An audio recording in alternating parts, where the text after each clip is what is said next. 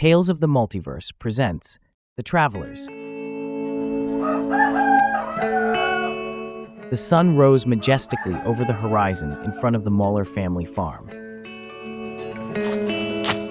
Silky leaves of corn crunched together as both Naichi and Hawkins wavered through the maze toward the farmhouse. Naichi massaged his hands and tickled his face with the tassels of corn. Beautiful morning, said Hawkins. Naichi nodded and smiled his agreement. The farmhouse was fenced around the perimeter. The two visitors could see chickens running around freely. A small gang of feeder pigs squealed in their enclosure just outside the border fence. The pig smell followed the two as they circled the house.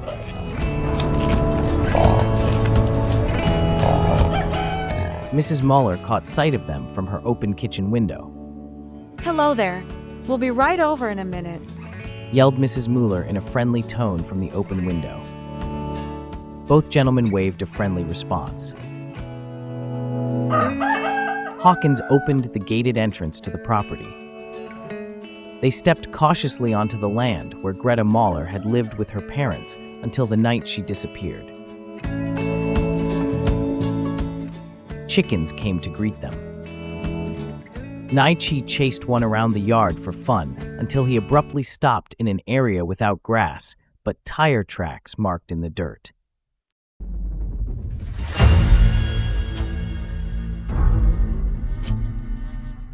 Naichi's heart stopped. He fainted and fell to the hard ground. The chicken he was chasing decided to walk on top of him and peck at his chest. His eyes turned a cloudy white and his body began to convulse, at which point the chicken hopped off and ran away. Naichi awakened to observe himself traveling through a dark tunnel that spun around him like a tornado. Day turned into night. He looked up to see the night sky, observe stars, and witness galaxies swirling around him. Naichi fell from the sky and landed on a chair in front of a small television. The television turned itself on, hissed loud static crackling noises in his ears, and flashed lightning towards his eyes. Waves of chills traveled through him. Naichi felt the coldness of the fear on his bare arms like a ghost assaulting him. At that moment, Naichi felt very afraid.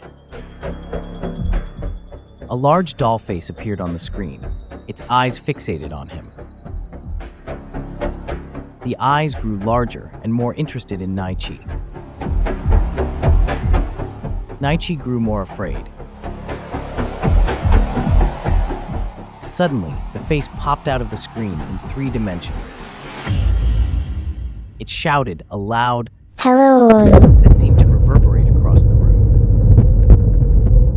The rapid greeting threw Naichi off balance. He spun back into a dark tunnel, traveling up, down, and around in multiple dimensions until he landed on a bed. Naichi felt a sigh of relief, comfort, and a strange feeling of love and peace. The softness of natural daylight radiated on his face. He relaxed his arms and legs over the large, comfy bed. This place is safe, he thought. Something cute and cuddly looking was lying next to him. It looked like an old, ragged teddy bear with smells of comfort. Naichi squeezed and hugged it, and then tossed it up in the air. He felt like this object was his favorite in the whole world. No other happiness could compare to the love of a child and their teddy bear, thought Naichi.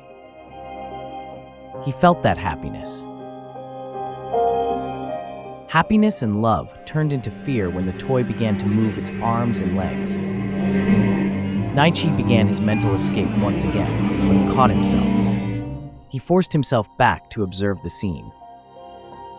Naichi had to face his fear to discover why he was there.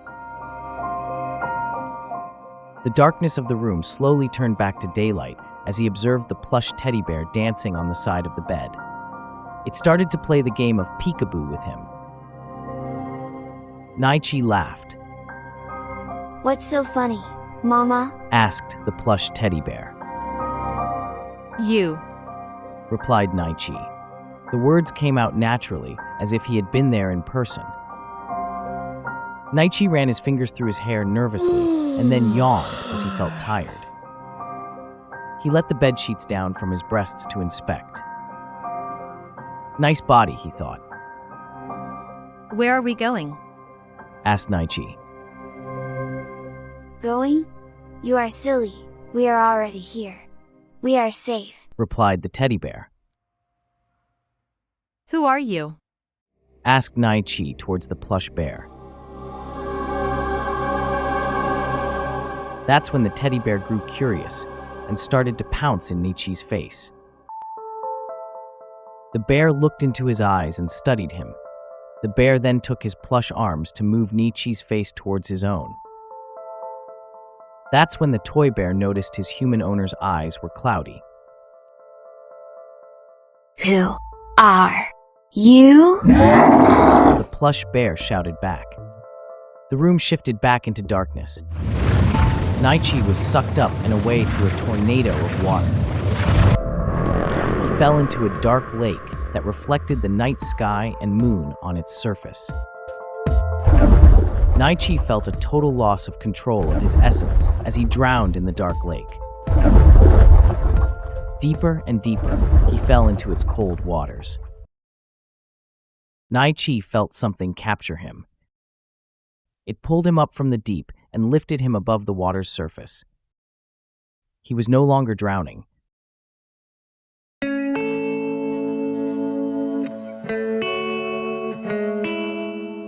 Naichi felt at peace and safe, seeing the light of day and the sun. That's when he realized he was all wet. Mr. Mueller was standing over him with an empty bucket. Hawkins and Mrs. Mueller also stood over him, genuinely concerned. Did you just throw a bucket of water on me? Asked Naichi. Yes, I did. Replied Mr. Mueller. Are you all right? And that's a wrap on today's tale from Tales of the Multiverse. I hope you enjoyed this snippet of suspense and adventure. If you want more, be sure to grab your copy of Volume 3, They Came for Dinner, available in both ebook and print. Thanks for watching, and don't forget to like, comment, and subscribe for more exciting stories.